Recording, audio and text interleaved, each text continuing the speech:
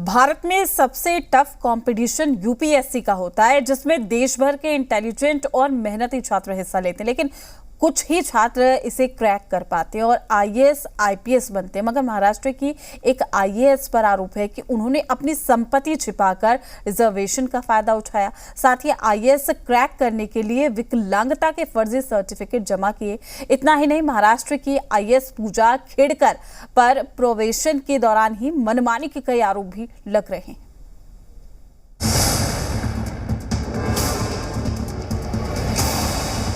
महंगे और stylish outfit,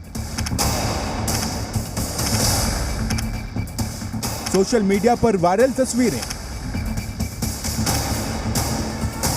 और अब ढेर सारे आरोप और विवाद। 2022 में आईएएस बनकर सैकड़ों लड़कियों के लिए रोल मॉडल बनी पूजा खेड़कर का खुद का करियर अब दांव पर है। पूजा खेड़कर की संपत्ति से लेकर सिलेक्शन तक पर सवाल खड़े हो रहे हैं। पूजा खेड़कर जब बतौर प्रोबेशन आईएएस ट्रेनिंग ले रही थी, उस वक्त भी पूजा की तरफ से कार और स्टाफ को लेकर कई तरह की डिमांड की गई थी।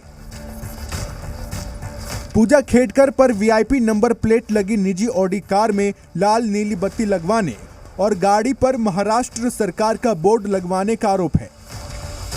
इतना ही नहीं, जानकारी के मुताबिक पूजा खेड़कर पर विकलांगता को लेकर फर्जी सर्टिफिकेट देने का आरोप है, जिसके दम पर पूजा खेड़कर का बतौर आईएएस चयन हुआ।